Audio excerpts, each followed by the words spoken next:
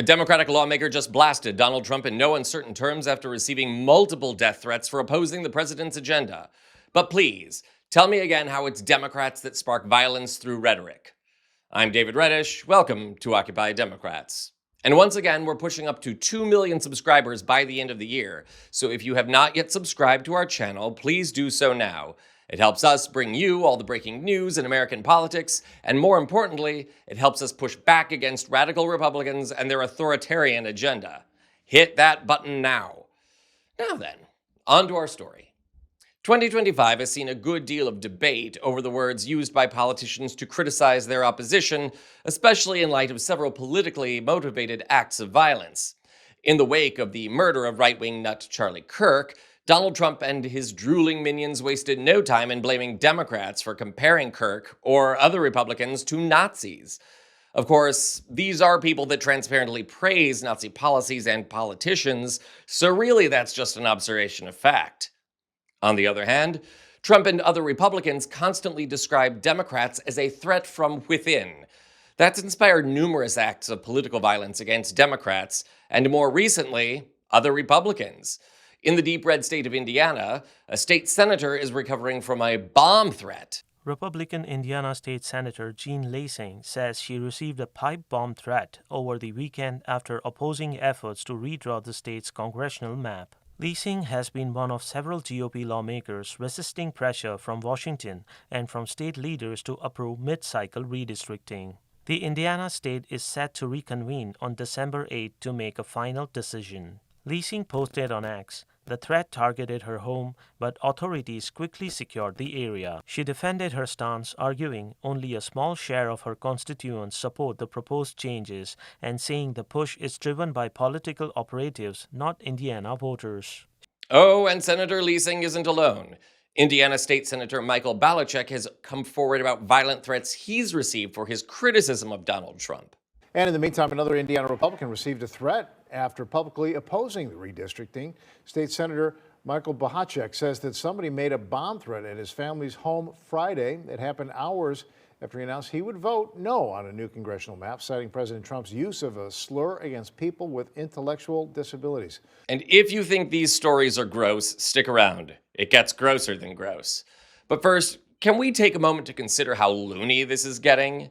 Indiana is a deep red state where apparently Republicans still have some degree of moral fiber. Good for them.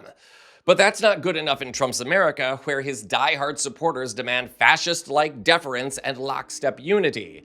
It doesn't help that what Trump is attempting in states like Indiana is a transparent way to try and fix next year's midterm elections, and of dubious legal standing. See our other videos for more on all of that. And now, one lawmaker is blasting Trump, his violent words, and his violent followers on behalf of Democrats and Republicans. Meet Representative Jason Crow of Colorado, a veteran who served as a captain in the 82nd Airborne Division. Crow appeared on MS Now this morning to criticize Secretary of Defense Drinky Pete Hegseth's illegal orders to bomb civilians in the Caribbean. Again, see our other videos for more on that, Mr. Goss. During Crow's interview, however, he revealed that he, like numerous other lawmakers of late, has received multiple death threats from Trump supporters. He also vowed not to back down when faced with those threats. I want to follow up on the threats you and others have been receiving, because we are seeing an increase in threats against lawmakers, not just those people in the video. Senate Minority Leader Chuck Schumer says that 3 of his New York offices were targeted with emailed bomb threats. And we know you yourself have received threats in the wake of that video that you put out following, the posts saying do not take illegal orders. You posted some of the vitriol you've experienced, and I want to show some of that. I hope whoever blows your brains out records it, because I would like to watch you stupid. What a loser you are. And Kelly, and you deserve to die. I hope you all get murdered. That's disgusting. That's awful. And unfortunately, it feels like things aren't calming down. It seems like things are getting worse. What impact is that having on you and your work? Well, this is what Donald Trump has created. He creates this, he condones it, he fans the flames of that type of vitriol and rhetoric and of political violence because he uses that as a weapon. What he wants to do is he wants to weaponize vitriol and threats to make people like me intimidated.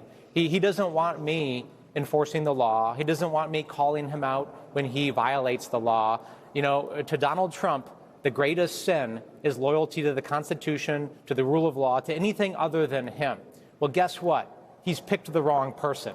If he thinks I'm going to be cowed, threatened, or intimidated, he does not know Jason Crow. I have spent my life being faithful to the Constitution. I have taken oaths in uniform. I have taken oaths as a member of Congress. I have seen people give their life to uphold that oath when I was an Army Ranger and paratrooper, and I am not going to back down now. So he is not going to threaten me. He's not going to intimidate me and my colleagues. We will continue to push back on the lawlessness of this administration. Congressman Jason Crow, thank you very much for taking the time. I appreciate the conversation. And that, folks, is moral fortitude. It's American courage. It's the kind of courage we see now as Indiana Republicans refuse to help Trump fix an election.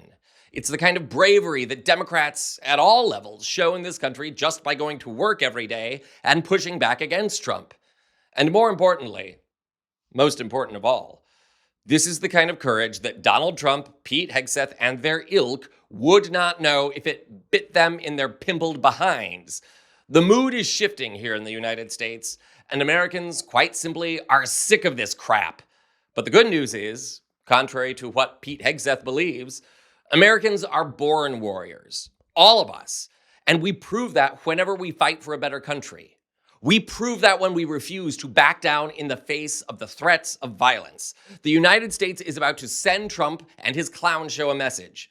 They want us to fear, but they're the ones who should be afraid come election time. This is Occupy Democrats.